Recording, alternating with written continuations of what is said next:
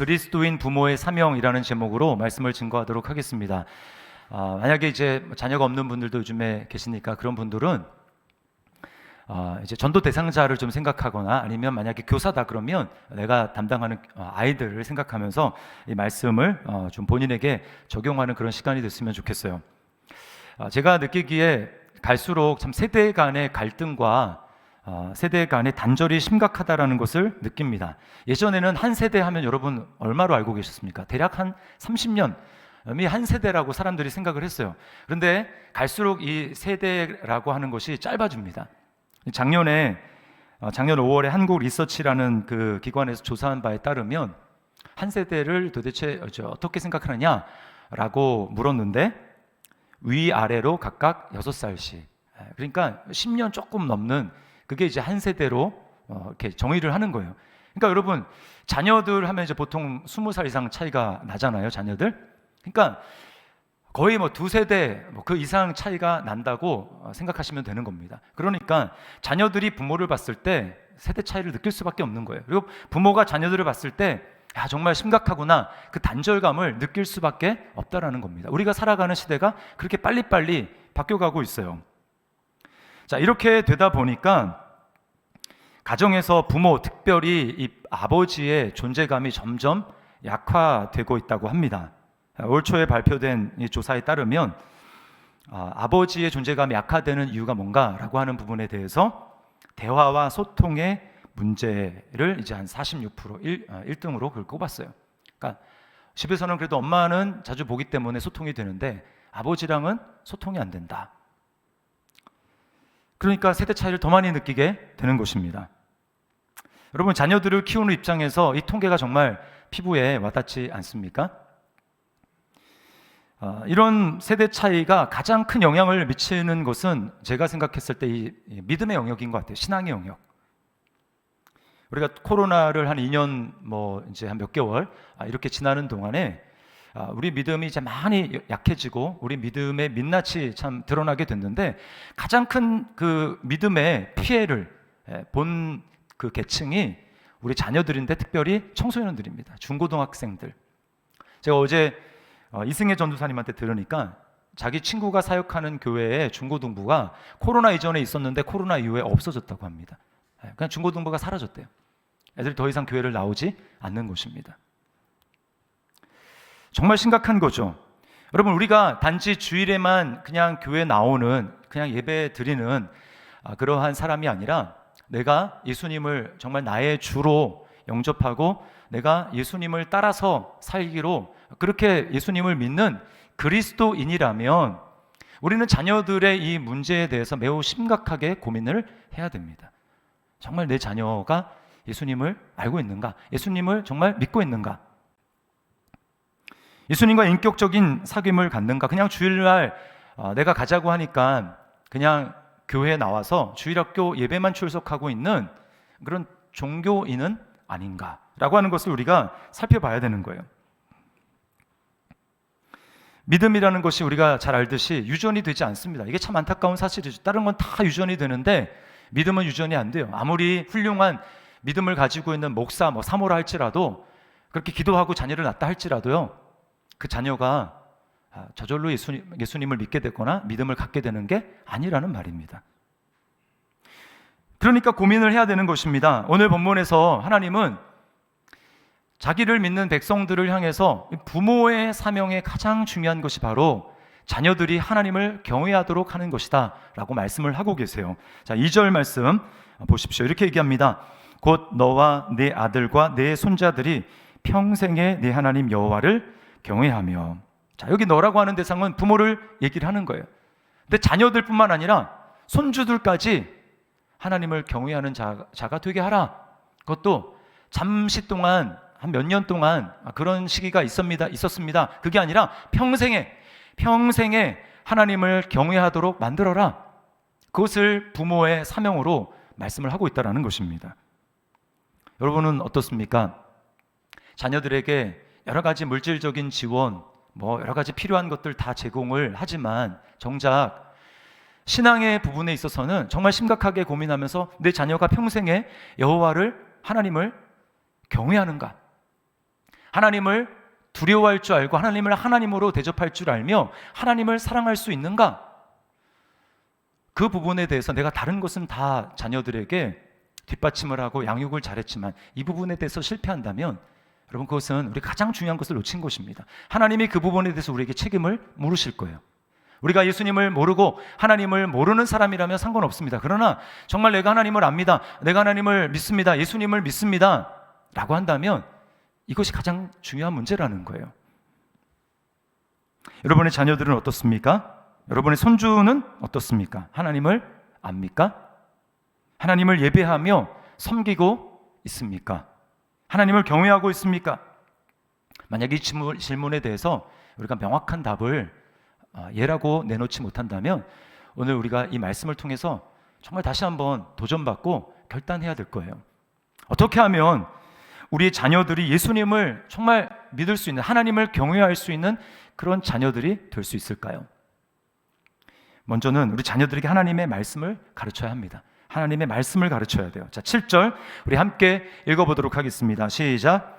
네 자녀에게 부지런히 가르치며 집에 앉았을 때든지 길을 갈 때든지 누워있을 때든지 일어날 때든지 이 말씀을 강론할 것이며, 말씀을 부지런히 가르치라고 얘기를 합니다. 누워있을 때나 일어나 있을 때든지. 이게 무슨 얘기입니까? 자녀들이 깨어있는 동안에 기회를 잡아서 하나님의 말씀을 가르치라는 거예요. 또 뭐라고 얘기합니까? 집에 앉았을 때든지 길을 갈 때든지. 집에 앉았을 때든지 길을 갈 때든지. 이게 무슨 말입니까? 자녀의 일상생활에서 하나님의 말씀을 접할 수 있도록 하고 하나님의 말씀이 들려질 수 있도록 하라는 것입니다. 즉 주일날 한 번만 교회에 나와서 하나님의 말씀을 듣게 하지 말라는 거예요. 집에 있을 때도 말씀을 듣게 하고 그들이 걸음을 걸어갈 때 말씀을 듣게 하라는 겁니다. 여러분, 물론 주일날 교회에 나왔을 때 교육자가 또 교사가 말씀을 자녀들에게 가르치죠. 그러나 그 주일날 1시간 끝난 다음에 집으로 가면 어떻습니까? 집에서 말씀을 들을 수 있습니까? 교사가 집에까지 와서 일주일 내내 동행하면서 그렇게 하는 게 불가능하잖아요. 그럼 무슨 얘기입니까? 하나님이 이제 집에서 말씀을 가르치며 길을 걸어갈 때 일상의 삶 가운데 하나님의 말씀을 가르칠 수 있도록 하는 그 가르침의 사명은 주일학교 교사에게 있는 것이 아니라 부모인 너에게 있다라고 하나님이 말씀하고 있는 것입니다. 많은 부모들이 이것을 심각하게 받아들이지 않습니다. 그냥 그건 성경에 있는 내용이지 라고 그냥 넘어가 버려요. 그렇지 않습니다. 우리가 자녀들의 지식을 위해서는 학교와 학원에 자녀들을 맡깁니다. 그리고 믿음을 위해서는 어떻습니까? 주일학교에 그냥 맡기면 되겠거니 생각을 해요. 그러나 여러분, 도움은 될 수 있을지 모르지만 결국 책임을 지는 건 부모가 책임지는 것입니다. 자녀들이 말씀을 통해서 하나님을 아는 눈과 세상을 바라보는 눈이 열려야 해요. 하나님의 말씀은 그냥 단지 그냥 기도하는 건 어떻게 할 것인가, 그런 부분에 대해서, 영적인 부분에 대해서만 얘기하는 것이 아니고 삶의 전 영역에 대해서 하나님은 말씀하고 계십니다. 그럼 자녀들이 그 부분에 대해서 알아야 되는 거예요. 그저 주일날 교회에서만 하나님의 말씀을 듣게 하는 것으로는 부족합니다. 만약에 주일날만 하나님의 말씀을 듣는 것으로 한다면 자녀들이 은연중에 어떤 생각을 갖게 될까요? 자기도 모르게 성경은 주일날 교회에서 보는 거야. 성경은 주일날 교회에서 펼쳐서 보는 것이지, 예배 볼 때 그때만 성경이 필요해 라고 하고 일상생활에서는 성경을 보지 않아요. 우리가 그렇게 말한 적은 없지만 우리의 행동이 자녀들이 그렇게 교육을 하고 있다는 것입니다. 여러분, 현대의 근본 사상은 무신론입니다. 신이 없다, 신은 없다, 신은 죽었다, 이게 현대의 살아가는 사람들이 은연중에 주입받고 있는 그 사상입니다. 100번 양보해서 신이 있다고 하더라도 그 신은 그냥 하늘에 머무는 신, 영적인 차원에만 머무는 신, 교회에만 소통되는 신, 실제 내 삶 가운데 일상생활에는 별로 상관없는 그런 신이라고 생각을 해요. 그러니까 어떻습니까?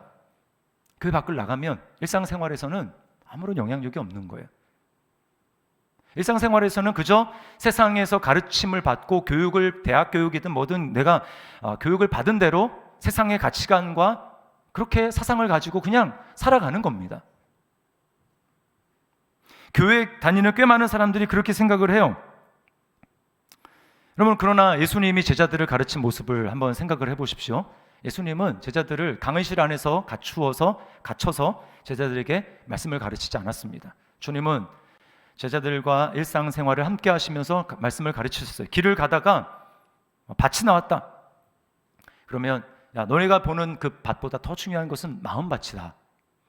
너에게 하나님 말씀이 떨어질 때 그 마음밭으로 어떤 마음으로 그 말씀을 받는지가 열매 맺는 삶을 결정한다라고 하면서 말씀하십니다. 그리고 또 가다가 새를 봅니다. 날아다니는 새. 그럼 주님이 말씀하시는 거예요. 저 작은 새라도 미물이라도 하나님은 다 먹이시고 입히신다.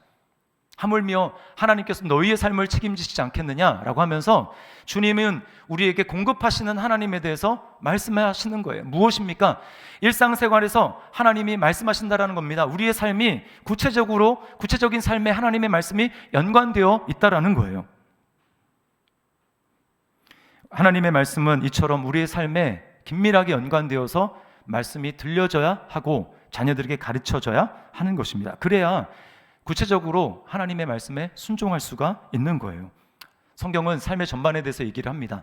돈은 무엇이며 돈은 어떻게 써야 되며 시간은 하나님 앞에 우리가 어떤 자세로 시간을 사용해야 되며 부부간의 성문제는 어떻게 할 것이며 그리고 어떤 직업을 얻어야 되며 그 직업의 현장에서 어떠한 태도로 살아가야 될 것인가에 대해서 말씀하고 있다는 거예요. 8절에 보면 손목에 메고 이마에 붙이고 대문의 문설주에도 하나님의 말씀을 붙이라고 그렇게 이야기를 합니다. 보이는 모든 곳에 자녀들이 하나님의 말씀을 접할 수 있도록 그렇게 만들라는 거예요. 그 개그우먼 이성미 권사님 아시죠? 이성미 권사님이 자녀에게 그 성경 과외 교육을 시켰다고 하지 않습니까? 제가 이전에 사역하던 교회에서 그 전도사님이 바로 그 집에 가서 성경 그 과외 가르치는 전도사님이었어요. 우리가 뭐 그 정도까지는 아니라 할지라도 우리 자녀들이 하나님의 말씀을 계속해서 접할 수 있도록 그 제공자가 부모가 되어야 한다라는 것입니다. 어떤 가정의 신방을 가보면 거실에 곳곳에 하나님의 말씀을 액자로 해가지고 걸어놓은 성도님들의 가정이 있습니다. 그리고 우리가 매주 이제 암송하잖아요. 그 암송하는 구절을 이렇게 화이트보드에 써가지고 이렇게 냉장고나 아니면 식탁 자주 볼 수 있는 곳에다가 걸어놨어요. 그렇게 하는 모습을 통해서 자녀들에게 하나님의 말씀을 계속해서 가르쳐 주게 되는 것이죠. 제가 이제 주로 그 아버지 이야기하면서 이렇게 좀 부정적인 얘기, 상처받은 얘기만 말씀을 드렸는데 저희 아버지가 제가 초등학교 2학년 때 교회를 개척하셨어요. 그리고 꽤 오랫동안 한 7년인가 정확하게 계산을 안 해봤는데 그 기간 동안에는 사택이 따로 없었어요. 그냥 집이고 교회고 교회가 사택이었습니다. 그러니까 너무나 싫었지만 좋은 점 하나는 뭐냐면 제가 엄청나게 말씀에 많이 이렇게 노출이 될 수 있었다라는 거예요. 저는 주일학교 예배뿐만 아니고 어른 예배도 다 드렸거든요. 수요 예배도 드리고 그다음에 부흥회 하면 부흥회도 참석하고 그랬어요. 그러면서 제가 그 어른 예배를 드리면서 때때로 목사님의 설교, 부흥 강사님의 설교를 통해서 제가 감동과 눈물을 흘렸던 그런 기억이 있습니다. 그러니까 어른들의 그 설교가 애들 설교보다 좀 어렵잖아요. 어려운데 끊임없이 참석하면서 하나님 저에게 지혜를 주신 것 같아요. 어휘력도 늘게 해주시고 계속 들으면서 어휘력도 늘게 해주시고 지혜와 하나님이 총명을 주셨던 것 같아요. 여러분, 어떤 분들은 이렇게 생각을 합니다. 자녀들에게 너무 어렸을 때에 하나님의 말씀을 막 그렇게 가르치고 그렇게 하면 그거는 신앙을 너무 강요하는 것 아닙니까? 아직 사리분별이 완전하지 않은 우리 자녀들에게 그렇게 하는 그것은 선택의 자유를 제한하는 것 아닙니까? 여러분, 얼핏 들으면 그것이 굉장히 자녀의 인격을 생각하는 것 같지만 너무나 세상을 단편적으로 피상적으로 보고 있어요. 여러분, 우리가 자녀들에게 하나님의 말씀을 가르치지 않는 동안에도 세상은 끊임없이 자녀들이 그것을 인지를 하거나 인지하지 못하거나 무의식적이거나 계속해서 무신론적인 사상을 주입하고 있습니다. 우리 자녀들은 매체를 통해서 TV와 스마트폰 또 친구와의 대화 이런 모든 학교에서 가르침을 통해 가지고 하나님의 말씀과 정반대되는 가르침을 받고 있다는 거예요. 그러면 여러분, 그거에 균형을 맞추려면 어떻게 해야 되겠습니까? 오히려 우리가 하나님의 말씀을 가르치지 않는 것이 자녀들에게 제대로 된 그것을 알고 선택할 수 있는 기회를 박탈하는 것입니다. 학교에서 진화론을 배우잖아요. 그러면 창조론도 알아야죠. 창조하신 하나님에 대해서 알려주고 어떤 것이 정말 더 타당한 것인지 알 수 있도록 해야 되지 않습니까? 근데 알려주지 않는다면 우리 자녀들은 하나님에 대해서 알 수 있는 기회가 박탈되게 되는 것입니다. 매우 심각한 거예요. 하나님이 없다라는 그 무신론을 말해줄 수 있는 매체는 세상에 널리고 널렸습니다. 모든 게 다 그걸 얘기를 해요. 그러나 하나님이 정말 살아계신 하나님이라는 것, 하나님이 우리를 창조하신 하나님이라는 것, 그리고 우리 삶에 간섭하시고 우리를 사랑하시는 분이라는 것을 알려줄 수 있는 곳은 어디입니까? 교회밖에 없죠. 그리고 부모밖에 없어요. 그런데 우리가 그 사명을 하지 않는다면 어디서 자녀들이 말씀을 들을 수 있겠습니까? 우리 자녀들은 그런 면에서 여러분 하나님의 말씀을 충분히 접하고 배우고 있습니까? 두 번째는 하나님을 경외하는 데 있어서 부모님이 모범이 되셔야 됩니다. 부모님이 모범이 돼야 돼요. 우리가 다 경험하는 것 아닙니까? 자녀들은 부모가 아무리 옳은 얘기를 한다고 해서 그 옳은 얘기들을 행하지 않습니다. 한두 번 할 수 있겠죠. 그러나 결국은 자녀들이 행하는 것은 부모의 모습을 보고 따라가는 겁니다. 그러니까 어느 순간에 보니까 아버지의 그 걷는 모습이랑 똑같아 있고, 아버지가 그렇게 걸으라고 알려준 적이 없거든요. 근데 자기도 모르게 아버지의 뒷모습을 보면서 걸음걸이란 저렇게 걷는 거구나. 그럼 자기도 모르게 본 것을 그대로 행하고 있는 거예요. 여러분, 우리가 실제 삶에서 예수님을 믿는 모습을, 실제로 예수님을 믿는 모습을 삶에서 자녀들에게 보여주지 않으면 자녀들은 하나님을 경외할 수 없습니다. 그러니까 주일날 교회에 출석하고 있다는 것에 안심하면 안 된다니까요. 자녀들이 진짜 믿음이 있는지, 하나님의 오늘 부모의 나의 생명을 거두어 가시면 내가 그렇게 막 잔소리를 하지 않아도 자녀들이 하나님을 스스로 갈망하고 하나님을 찾고 하나님을 예배하는 그런 예배자로 정말 평생을 살아갈 것인지 질문 한번 해보십시오. 거기에 대해서 100% 나는 확신합니다. 그렇게 말할 수 있습니까? 많은 부모들이 신방을 해보면 이렇게 얘기해요. 우리 애가 중학교 때까지는, 고등학교 때까지는 교회 나갔습니다. 근데 대학교 가더니만, 기숙사 생활을 하더니만, 군대 갔다 오더니만 더 이상 이제 교회를 안 나가요. 이런 얘기 주변에서 얼마나 많이 듣습니까? 왜 이런 일이 생길까요? 교회는 나왔지만 예수님을 만나지 못했기 때문입니다. 예수님을 내 개인으로 만나지 못했어요. 예수님이 내 개인의 삶에 큰 영향을 끼치지 못한 겁니다. 왜 그럴까요? 부모님을 통해서 그 부분에 대해서 한 번도 심각하게 고민을 해본 적이 없는 거예요. 부모님이 믿음의 모습으로 삶에서 살아가는 그런 모습을 자녀들에게 보이고 이야기를 해준 적이 없는 겁니다. 우리 아빠가 믿는 하나님이라면 나는 믿고 싶지 않아. 우리 부모님을 보지만 진짜 예수님을 믿는지 잘 모르겠는데, 이렇게 하면 우리 자녀들이 예수님을 믿을 수가 없다라는 것입니다. 자녀들이 그냥 주일학교에 나오고 있는 것으로 안심할 것이 아니라 자녀들이 예수님을 정말 만났는지 이걸 점검해야 됩니다. 정말 자녀의 고백으로 예수님이 나의 주인이라고 고백할 수 있는지, 그리고 정말 예수님이 주인된 삶의 모습이 자녀들 가운데 나타나고 있는지, 그거를 점검해야 돼요.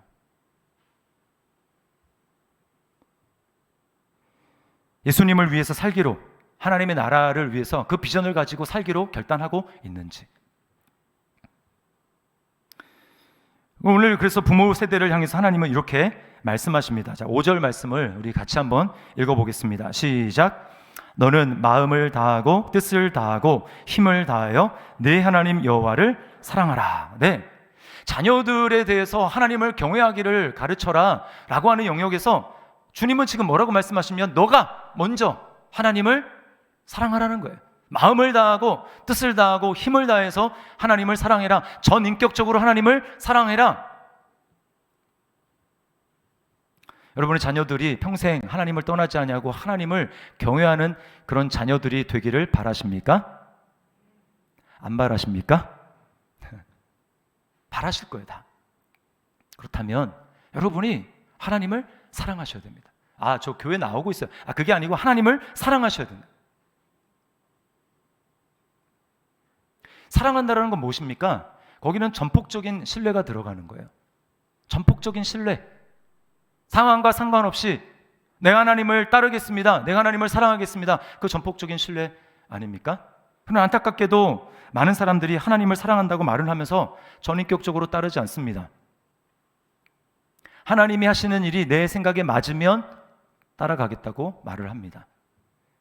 하나님이 하시는 일이 내게 납득이 되면, 충분히 납득이 되면 내가 따라가겠습니다. 저는 예수님을 믿는 걸 말씀을 드리는 게 아니에요. 예수님을 믿기 전에 여러분이 하나님을 알아가는 단계에서는 충분히 그래야 됩니다.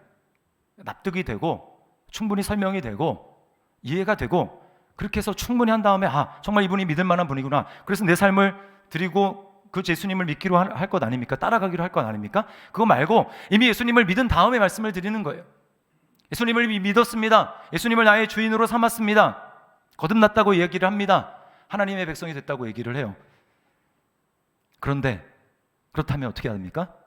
납득이 되지 않아도 내가 전인격적으로 하나님을 신뢰하고 주님을 사랑하며 따라가겠습니다. 이런 모습이 있어야 되는 거예요. 그러나 많은 사람들이 그렇지 않습니다. 납득할 만한 설명이 안 되면 내가 주님을 따라가지 못하겠습니다. 하나님이 나에게 계속 쓸모 있는 분이라는 것을 내 삶에 계속해서 증명이 되는 동안에는 내가 하나님을 따라가겠습니다. 그게 증명이 안 되면 제가 계속 따라가기는 어렵겠습니다. 이스라엘 백성들이 그랬습니다. 그들이 밤낮 하는 말이 뭐였습니까? 이렇게 사느니 차라리 애굽으로 돌아가는 게 낫겠다. 그게 불신의 말이죠. 그들의 전제는 무엇이 있었던 것입니까? 하나님이라면 내가 목마를 때 내 앞에 물이 떨어지지 않게 딱딱 대령을 하는 그런 하나님이어야 돼. 하나님이라면 내가 고기가 먹고 싶을 때 고기가 떨어지지 않게 내 앞에 고기를 딱딱 대령하는 그런 하나님이어야지. 내 필요를 내가 원하는 때 내가 원하는 방식으로 나에게 채워줄 수 있는 그런 증명을 하는 하나님이어야지 내가 따르지 않겠어? 그거 증명 못하면 나는 그런 하나님을 따를 수 없어. 여러분, 이것은 사랑이 아니고요, 시험입니다. 하나님을 시험하는 거예요. 오늘 본문에서 뭐라고 합니까? 너희가 시험하지 말라. 하나님을 시험하지 말라. 그러니까 제 아들 건이가 이제 저를 닮아서 겁이 굉장히 많습니다. 겁이 굉장히 많아서 잘 이렇게 놀라고, 지금은 안 그런데 이제 좀만 이제 막 이렇게 무섭거나 그러면 막 눈물부터 흘리고 그랬어요. 제가 이제 어렸을 때 그랬다라고 하는 것을 제가 이제 끝끝내 밝히지 않다가 이제 제가 이제 얼마 전에 알려줬습니다. 나도 그랬다. 근데 이제 난 4살 때인가? 그때 이제 저희 집 앞에 이사 오기 전이죠, 여기 집 앞에 병원에서 이제 예방 접종 뭔가를 마쳤던 기억이 있어요. 정확하게 뭔지는 모르겠는데, 그러니까 이제 아들을 데리고 병원에 갔습니다. 그리고 이제 의자에 딱 앉히고 팔을 딱 걷어붙이는데 벌써 막 울기 시작하는 거예요. 그리고 의사가 이제 주사기를 들고 나타났습니다. 그러니까 뭐 이제 막 난리가 난 거예요. 막 움직이기 시작하고. 의사가 이제 저한테 당부하기를 이게 이제 위험할 수 있으니까 아버님이 아이가 움직이지 않게 좀 붙잡아 주십시오. 혹시나 붙잡아 주십시오. 그렇게 이야기를 했습니다. 이윽고 바늘이 찔렀어요. 완전히 난리가 났습니다. 완전히 다 뒤집어 난리가 났어요. 막 움직이려고 그러는데 제가 꽉 붙잡고 아이가 움직이지 않도록 그렇게 했습니다. 제가 그 아이의 눈빛을 알죠. 어떤 눈빛이냐면, 그런 마음이냐면, 세상에 믿을 인간 아무도 없다, 이런 눈빛인 거예요. 여러분, 그 당시에 제가 아들을 납득할 수 있는 방법이 없습니다. 그냥 괜찮아 아빠 있잖아, 괜찮아, 이것밖에 없어요. 근데 아들이 근데 왜 이래? 라고 하겠죠. 그들이 뭐 성장한 다음에 알아들을 수 있을 말로, 앞으로 너의 생명을 위협할지도 못할 그런 어떤 생명을 위협할지도 모르는 그런 바이러스로부터 너를 보호하기 위해 가지고 약한 바이러스를 미리 집어넣는 건데, 뭐 이런 거 애들이 알겠습니까? 아무리 설명해봤자 모르는 거예요. 그냥 아이를 사랑한다면 이걸 주사를 맞아야 되고, 아이가 움직이지 않게 꽉 붙잡는 것, 그밖에 없는 거예요. 여러분, 똑같은 인간인데도 이 이해력의 차이 때문에 납득을 시킬 수 없는 그런 상황이라고 한다면 하나님과 우리와의 격차는 도대체 얼마입니까? 우리는 유한자고 그분은 무한자 아닙니까? 그분은 절대자죠. 어떻게 그 하나님을 우리가 다 할 수 있겠습니까? 납득이 안 되는 거예요. 납득이 안 되는 게 있어야 정상입니다. 그런데 하나님, 내가 납득이 돼야 되고 증명이 돼야 되겠습니다. 그래서 내가 하나님을 따를 수 있습니다. 사랑할 수 있습니다. 라고 얘기하면 딱 두 가지입니다. 두 가지. 첫 번째, 자기가 하나님 되거나 아니면 하나님을 따르기 싫다거나, 둘 중에 하나예요.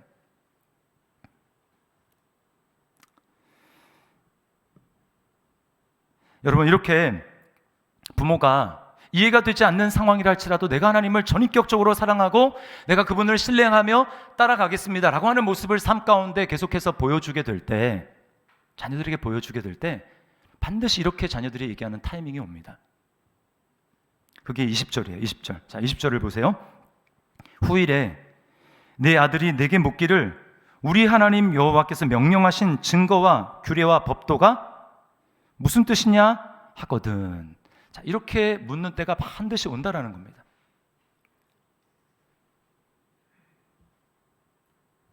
이때가 찬스죠. 이때가.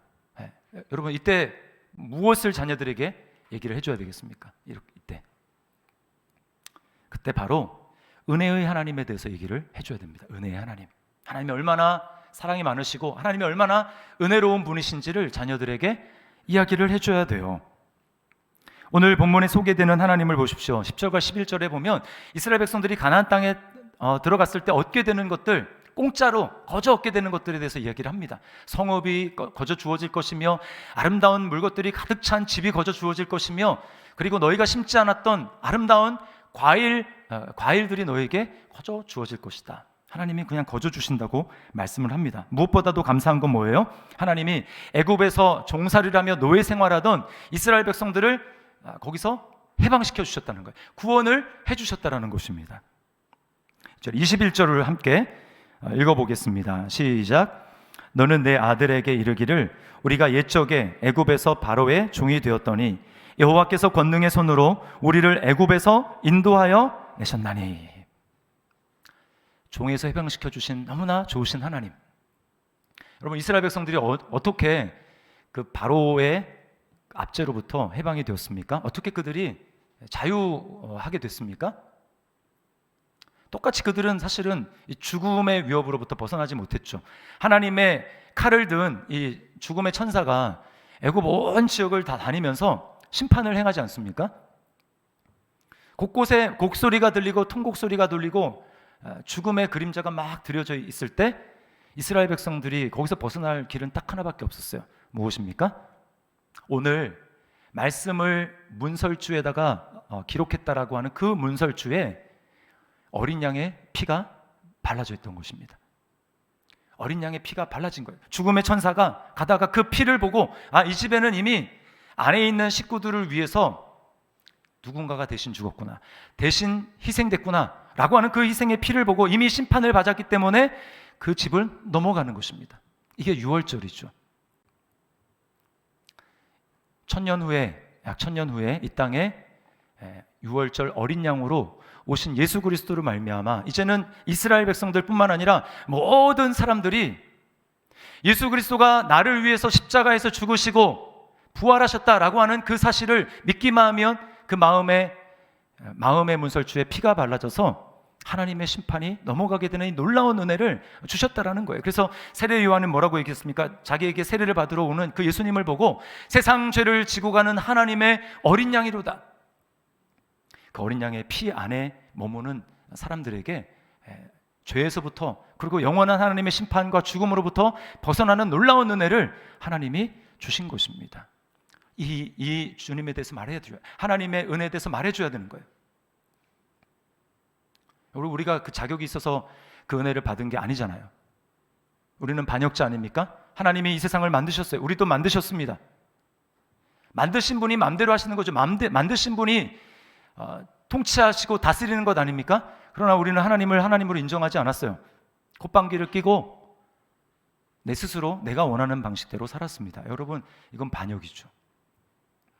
반역자에게 해당되는 건 죽음밖에 없는데, 하나님께서 우리를 위해서, 우리의 그 죄를 위해서, 우리의 그 처벌을 위해서 자기 아들을 대신 희생시키셔서 우리를 구원하셨습니다. 여러분, 이런 하나님이 어디 있습니까? 이런 신이 어디 있습니까? 이런 왕이 세상에 어디 있습니까? 그러므로 우리 자녀들에게 그걸 알려주는 거예요. 우리가 영원히 죄로 죽어야 됐고, 죽음 이후의 심판과 영원한 형벌이 기다리고 있는데, 하나님이 우리를 사랑해 주셔서 그 아들을 대신 보내서 우리 죄를 대신 지게 하시고 대신 형벌을 받으시고 우리를 구해 주셨어. 그래서 우리가 믿음으로, 기쁨으로 심판에 대한 두려움 없이 살아가고 있는 거란다. 여러분 보십시오.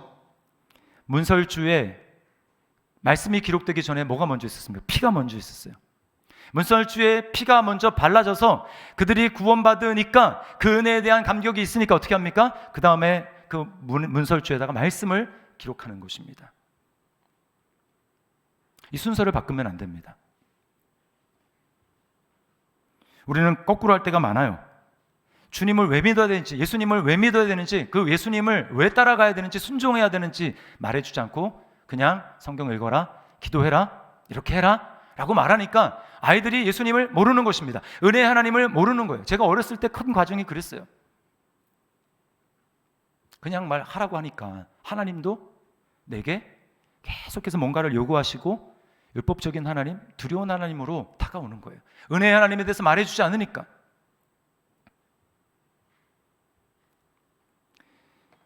여러분, 우리는 주님의 그 피로 구원받았기 때문에, 주님의 피가 먼저 있었기 때문에 그 다음에 말씀에 순종하며 나아가는 것입니다. 말씀에 순종해서 우리가 구원받는 것이 아니고, 이미 하나님의 은혜로 온전한 복, 완전한 복을 우리가 누렸기 때문에 그 주님을 사랑하는 것이죠.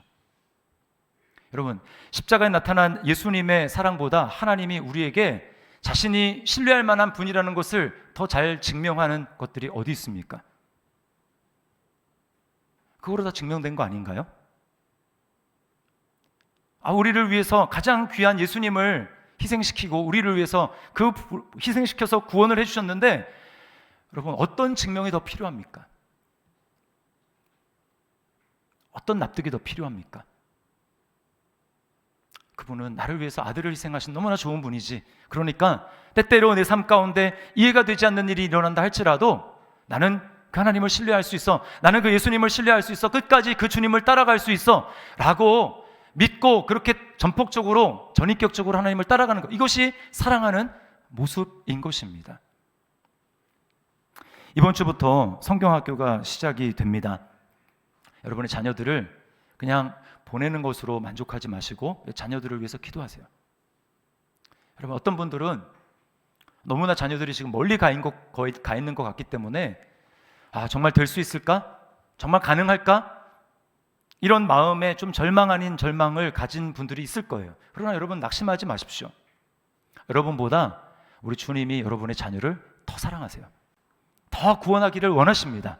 그 주님이 지금도 일하고 계세요. 그러므로 여러분, 낙심하지 마시고 내가 그 주님의 일하심에 동참해서 내가 자녀에게 말씀을 가르치고, 말씀을 가르칠 수 있는 그런 단계가 지금 아닙니까? 이미 멀리 떠나서. 그렇다면 포기하지 마시고 주님이 행하실 것을 믿으시고 기도하시고 끊임없이 하나님을 사랑하십시오. 사랑하는 모습을 보여주십시오. 어떤 때라도 하나님을 전폭적으로, 전인격적으로 사랑하며 신뢰하며 따라가는 모습을 계속해서 보여주십시오. 그러면 반드시 하나님의 때에 자녀들이 물어올 것입니다. 엄마, 정말 하나님이 살아계셔? 아빠, 정말 하나님이 그런 분이야? 그렇게 물어오게 될 때, 여러분, 그때를 놓치지 마시고 은혜의 하나님에 대해서 얘기를 해줘야 합니다. 그때를 놓치지 않으려면 여러분이 늘 은혜 가운데 있어야 되는 거예요. 여러분이 늘 하나님의 은혜에 잠겨 있어야 됩니다. 오늘도 내가 하나님의 은혜로 살았네, 너무나 감사하다. 오늘도 그 은혜가 나를 살렸네, 오늘도 그 사랑이 나를 숨쉬게 하네, 정말 너무 감사하다. 여러분, 이런 마음으로 우리가 날마다 주님을 사랑하고 주님을 신뢰하고 그렇게 동행하게 갈 때, 때가 왔을 때 여러분 말할 수 있는 거예요. 왜? 그 주님으로 내가 힘입고 살아가니까, 그 주님을 내가 지금 사랑하고 있으니까 사랑의 하나님에 대해서 이야기할 수 있는 것입니다. 여러분, 자녀들의 신앙의 문제를 다른 데 맡기지 마시고 여러분의 부모인 여러분이 하나님 앞에 책임지시고 기도하시고 자녀를 양육하시기를 바랍니다. 자녀들의 신앙의 교사가 되시기를 바랍니다. 그래서 더시티 사랑의 교회에 속한 모든 가정에는 부모 따로 자녀 따로 한 가정도 그런 가정 없이 우리 모두가 신앙에 있어서는 세대 간의 갈등, 단절이 아니라 하나 되어서 함께 하나님을 섬기며 나아가는, 하나님을 경외하는 그런 가정이 될 수 있기를 주님의 이름으로 축원합니다. 우리 말씀을 기억하면서 찬양하겠는데요.